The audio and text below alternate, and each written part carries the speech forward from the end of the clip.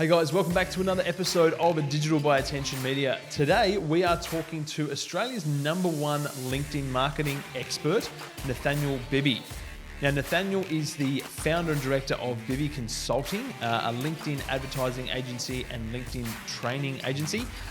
He is also a podcast host. He is an award-winning social media marketer, and he specializes in all things LinkedIn. So Nathaniel is responsible for over $400 million worth of business generated through LinkedIn and has trained over 20,000 business owners and salespeople in the art of LinkedIn. So we're very excited to have him on the show today to break down LinkedIn, tell us what's effective, what's working and what's not, and how we might be able to leverage LinkedIn marketing in our own businesses.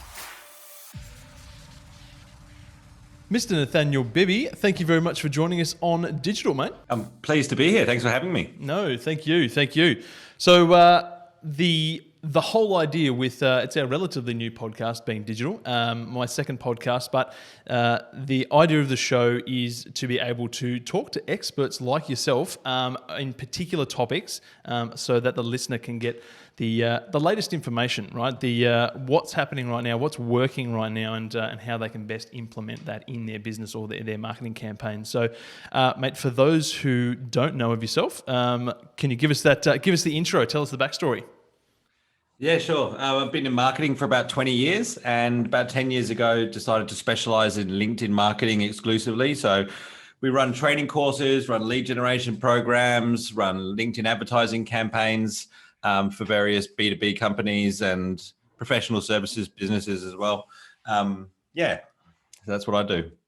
And one of the reasons that I was super excited that you said yes to coming on the show is that I think LinkedIn, for the most part, is undercooked. Most people just don't spend enough time there, or don't have an appreciation for just how useful the platform can be. So it's going to be super exciting to have a chat to you about what the platform is doing at a higher level, and also what could be implemented from an SME level as well, right? So. But before we kick into that, mate, I'd love to get your thoughts and feedback. You are an agency owner. You've been in the marketing space for a long, long time. Podcast host. What's your take on the current state of marketing as it is at the moment, mate? Look, I think since social media's come around, things have changed quite a lot. The days of interrupting people, they're not quite over, but almost over. And the power is definitely with the consumer these days. And so I think marketing, traditionally has been about clever ways to interrupt people, whereas these days it's about adding genuine customer value.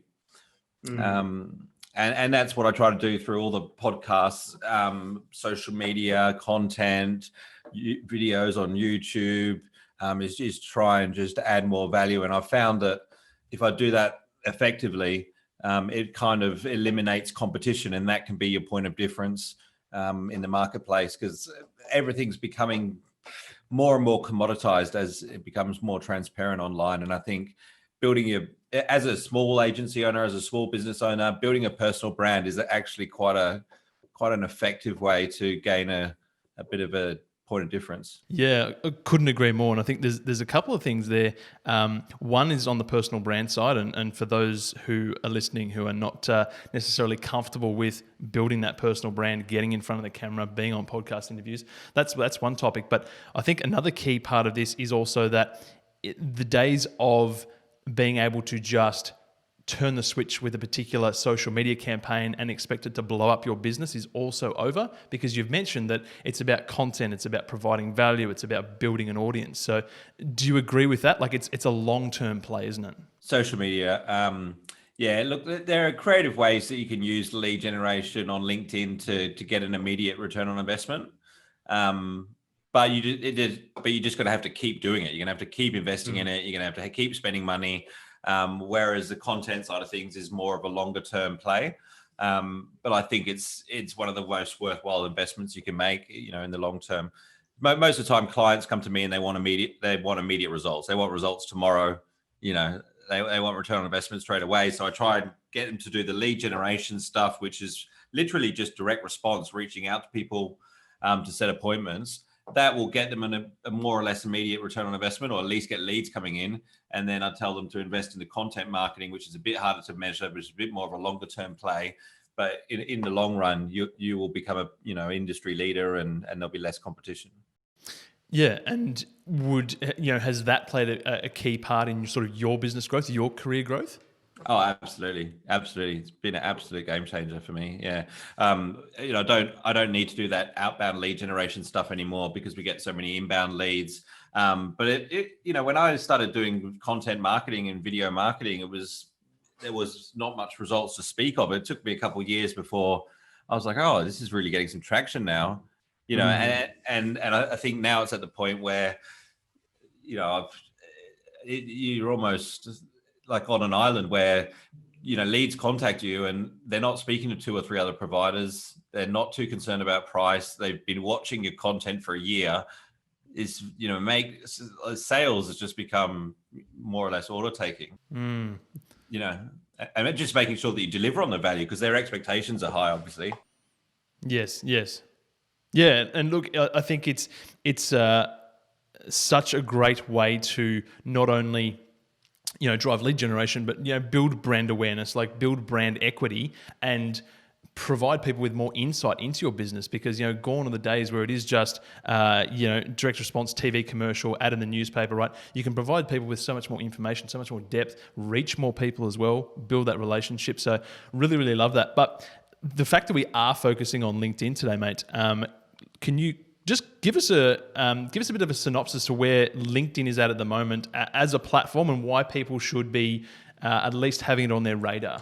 Sure. Well, the reason I like LinkedIn so much is it is a social media site, but it's the only one that caters for business professionals. So people are on LinkedIn with the mindset of being able to spend money. So, whereas Facebook, Instagram, they're there, but it's more of a social thing. They're not thinking about how to grow their business and looking for solutions, with talent and all that kind of thing. So that's why I like it so much. Having said that, they do tend to follow a lot of the trends of the other social platforms, and they kind of have to. If you look at like Facebook, for example, they introduce stories, and the amount of engagement on the platform goes up by 50%. It's hard for LinkedIn to look at that and ignore it, and so they do the same thing with LinkedIn Live. And so I like that aspect of it as well, because you can kind of predict what they're going to do next and what's going to be popular, what they're going to push out the most. So I can still use LinkedIn very effectively without spending a lot of money on there. Their advertising platforms only really got to a point in the last year where I think it's really good. It took a long time. But again, the reason it's got better is because they've followed what Facebook advertising has done. Yeah, and I think it's a couple of things you mentioned there as well. It's the psychology that people have when they're on the different platforms, right? It's not one size fits all. When people are using the different platforms, it's for different reasons. Their mindset's different. It might be business, it might be entertainment, it might be shopping. So making sure that you're matching your marketing message and using the right platform, obviously, to get those business objectives that you want to reach. Let's talk LinkedIn organic for a minute. So having a profile or a company page, because I know there's lots of people that obviously I come in contact with who say, LinkedIn's rubbish, like it just doesn't work for me, I don't get it, I don't understand it. Where do we sort of start with LinkedIn organic? Do we need a personal profile? Do we need a company page? And what do we do with those assets? Ideally, you would have a personal profile. I mean, if you're thinking about this context for a small business owner, you're going to get a lot more traction through a personal profile. Obviously, if it's a larger business, you need to base it around the company page. But when somebody says to me, "Oh, LinkedIn's rubbish" or "LinkedIn's fantastic," it's normally a reflection of their network. Because if you hop on a LinkedIn and you just accept whoever's sending you a connection request, the chances are you're going to have this network of salespeople and recruiters. Yes. Those are the people that are likely to send you connection requests. Whereas if you're like, okay, I target builders in Sydney, and I find builders in Sydney, and I look for directors of those companies, and maybe I put in the company size, and I'm the one sending the connection requests out. I make them personalized. Yeah. If I build 200 connections, They're all in my target market. They're all key decision makers. So that you're going to see all of their content in the news feed. They're going to see all your content. So your experience on LinkedIn is going to be a lot better than the guy that was reactive. And so it really comes down to the power of your network. And quantity is part of it, but quality is the most important thing. Having a strategy too, I think, as well. Like, not just accepting every follow request and getting an inbox full of people who are hitting you up for all sorts of things. Going about it with some sort of methodology and some sort of strategy is definitely key. What types of content are you finding is working best at the moment? Like, is video king on LinkedIn, or is it images? What should we be looking at doing? Look, they both work well in terms from a reach perspective. Articles, images, videos work well. What I do like about video is you may get a similar number of views or similar number of likes and comments, but you do have a much deeper level of engagement. Mm-hmm. But you got to be good, because after 10 seconds, on average, 50% of the people watching are gone. Yes. After a minute, it's 80%. So you've got to be able to keep people's attention, make it entertaining, educational, add value, which is a skill. Like it's not, and it's something that we can do for clients. But like clients that would have no experience in video before, the way that we do it is we sit them down and we interview them, and we ask them questions that I know are going to generate engaging content. And by the end of it, we've got 30 videos short videos that we can use, and that works really well. They generally forget the camera's there. Yep. But I could imagine it can be quite challenging if you haven't done it before to sit there and try and come up with videos all the time. So you go back to what you said, you do need a strategy, and a content creation strategy and a content distribution strategy. When are you going to post? What are you going to post? How are you going to measure success? All that kind of stuff is very important. So I think one of the biggest mistakes you can make with content is just trying to think it up on the day, and a lot of people do that. There's a lot of people do that. Don't plan it at all. And I think another key point there also is for the business owner that's sitting here listening or watching this is my product or my service is so boring, right? Like no one's going to be interested, right? But you can't make that decision for other people, right? You can always find a way. We work with a range of different clients, from people in the waste and recycling industry, right? And they've been a client of ours that they work in so many different areas, from waste, recycling, the environment, and all the different services they provide. We've been creating content with them for over a year, and it just keeps growing, and people absolutely love it, because there's this business that works in this industry that you think would be quite dull and boring, and there's so much that's going on. They have so much to offer. There's so much information that they can provide. So sitting there and thinking, what content can I create? Keep it simple. Start at the beginning. What about things like frequently asked questions and covering off on the services that you provide? Do you think that's a good starting point for people? Definitely with frequently asked questions, yeah. Because that's basically, if they're frequently asked, that's what the audience wants to know, generally. Finding out from the audience what sort of content's going to benefit them. You might find that it's got nothing to do with your product, which is totally fine. You're still building likability, trust, you're keeping top of mind. You can talk about the team. You can talk about the process of how you do things, show them a little bit of stuff about what happens behind the scenes, show them a bit about the culture.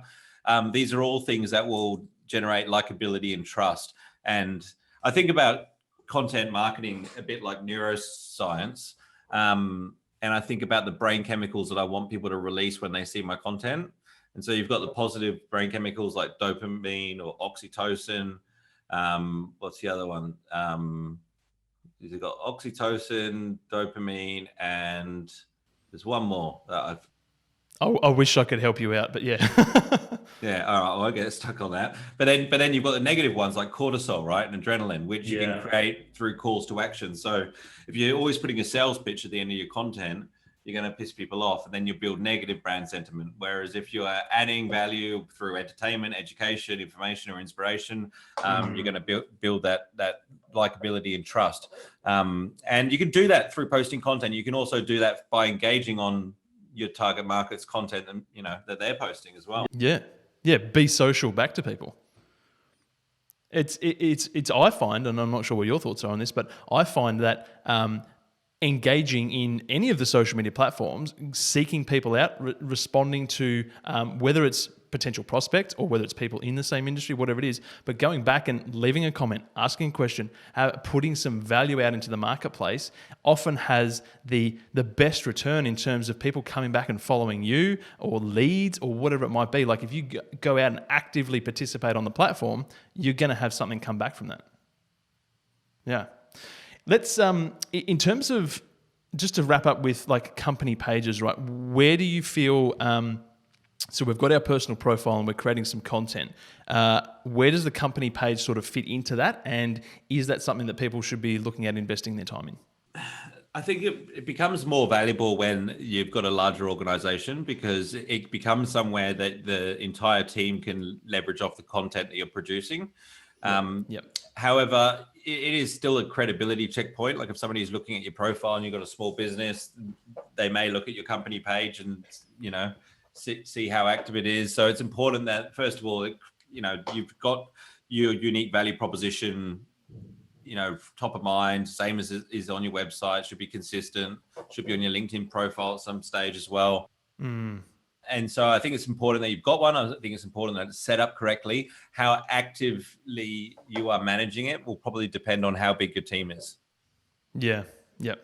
Cool. We've had some good success with LinkedIn company pages, but it comes back to consistency and creating good content, right? Like there has to be some sort of value there for people to consume or want to come back to, want to follow you, follow the company page. So it all revolves around the content.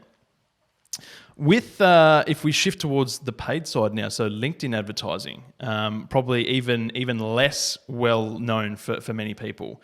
Talk to us about that platform, because this is obviously a space that you spend a lot of time in. Yeah, LinkedIn advertising's become a lot more effective in the last couple of years. You got things like web retargeting, lead generation forms, a lot of this stuff you can see on Facebook. The complaint that some businesses have had is it's more expensive on LinkedIn, which is true. However, like it's just how you use the platform. Like it's like we were going back before, like people are there to spend money. The mindset's different. You can be extremely targeted in a B2B audience. And the research shows that key decision makers within B2B companies trust LinkedIn content 3 times as much as other social platforms. Yeah, wow. Yeah, so I mean, if it's for the right business, the attention can be 3 times as valuable. Yeah, 100%. And talk to me about the fact that yes, maybe the platform can be more expensive if you compare it to Facebook or Instagram, but talk to us about when it comes to paid advertising, working out how much you can spend to acquire a customer or a lead, not necessarily trying to find the cheapest option all the time, because cheapest isn't always the best. Can you talk to us about that? Yeah, well, I guess for us marketers, that's a no-brainer, right? But it's still it seems to be a big education process with a lot of businesses, and I guess they just think they're trying to compare the value, and I get it. Like for the right business, Facebook's going to be more effective. It just depends on your company. Yeah, I think if you're trying to target a key decision maker, like a certain role within an organization, LinkedIn's going to be your go-to. Yeah, and it's one of those platforms again where, and for you, like obviously Bibby Consulting provides LinkedIn training. So, because another thing that we always talk about is, should the small business owner be running their own LinkedIn ads? Should they be running their own Facebook ads? Or should they be looking to external sources, agencies to help them do that? What's your take on that? Yeah, I think you need to, unless you're really clued up on it, I would be outsourcing it.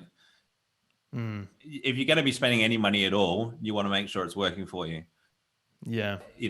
Like the amount of hours that I've spent learning LinkedIn ads and learning Facebook ads, like for a small business owner, their time could be better spent elsewhere for sure. Yeah, exactly. And I think for businesses like yours with LinkedIn training, that's obviously where these guys can really benefit from. So with the training that you do provide, does that cover advertising? Is it all on the organic side?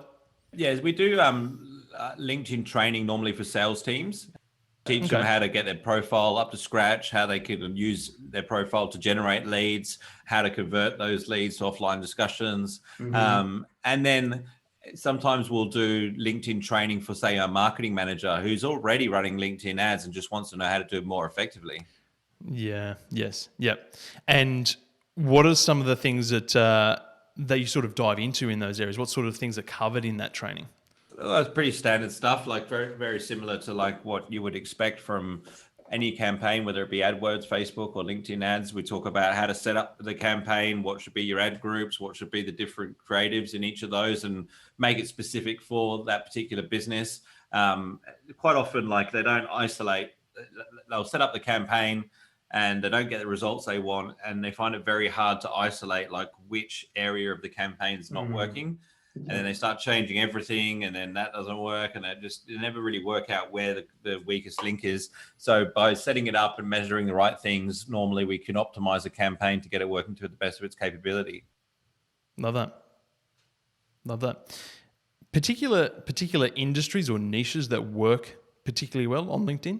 More or less anything B2B, but like things with any businesses that have a high average value of a client or a high transaction size to just do exceptionally well.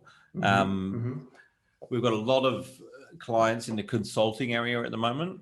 They're doing really well. Management consultants, financial services does exceptionally well. Trust-based industries. Yep.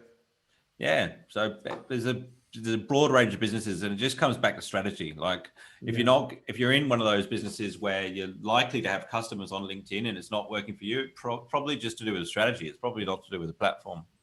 Yeah, exactly. Which is oftentimes the case. It just comes back to the strategy and how that's being implemented, not necessarily the platform itself. Mate, as we sort of head into the new year, as we head into 2021. A lot of people will be breathing a sigh of relief. But also, what can people do in terms of reevaluating their marketing strategy? What sort of things should we be looking at implementing in the new year to try and drive that business growth? I think content's just becoming more and more important, to be honest. But like we've got enough content. We don't have enough valuable content. So I'd be looking at, how do we make what we're creating better and do it on a bigger scale? Because you got to have the volume as well, for a couple of reasons. One is you got to be repeating the same message over and over again in different ways so people can absorb it all across different platforms. But also, I think if you're posting more, you're learning quicker as well. I find that's the quickest way to learn is by constantly be creating and getting market feedback from your audience, because they should really be the ones telling you what to create. And so I think having a division and having a budget set aside for that can be really important. Every business needs to have a consistent flow of leads coming in. So that's a consideration as well. You can do that through direct messaging on LinkedIn. You can do it through Google Ads. There's a number of ways you can do it. You just got to find a strategy and a system that works for your business where you can throw $100 into it and you're going to get $300 out the other side. Yes. And we're moving into more of a virtual world, I guess. I don't think that's going to change as more and more borders open up. I think so. Businesses have to adapt and think about how can they, make it clearer for their clients, how they can buy from them virtually, how they can deliver their service more effectively virtually. I think that's something that we all need to be thinking about. In terms of content, this is always a sticking point for people. How much and how often? Is there any kind of best practice? Is there any certain number of posts per day? Like what's the optimum there when it comes to publishing content? Well, I think like we've all got different levels of resources of how much we can create, and we can be more efficient. So that's definitely part of it. But I think with the resources that you have, if you start producing more and more content and it gets to a point where the value of the content overall, the average value of the content starts to decrease, then that's enough content. I love the way. Yeah, that's a great way to look at it. Yeah. 100%. Because like we always talk to people, and it's around working to the capacity that you can work to, not biting off too much. But I love the fact there that if you get to a point where the value starts to drop on the content that you're creating, then you've obviously reached that peak. Love that, mate. can you please tell us how we can find out more about yourself, more about Bibby Consulting? Give us all the details. Yeah, sure. Wherever you hang out, as you expect, you'll be able to find me. So got the Nathaniel Bibby podcast, Nat Bibby on Instagram, Nathaniel Bibby on LinkedIn, YouTube, Facebook. So you should be able to track me down wherever you like to hang out. Mate, we want to thank you so much for your time today. Some absolute nuggets of gold in there for LinkedIn. Wishing you all the best for the rest of 2020 and have a fantastic new year, mate. Likewise. Thanks very much for having me. So that's it for another episode. Thank you so much for tuning in. As we mentioned, we'd love to get your thoughts and feedback on this episode. You can do that by heading over to our Instagram at AttentionMedia Agency and letting us know what your thoughts. Send us a message. We'd love to hear from you. We'd also love to know what you'd like us to talk about in upcoming episodes. So send us your topic ideas. We are always interested. And if you'd love to know more, head over to the website attentionmedia.com.au. That's all for now. We'll see you in the next episode.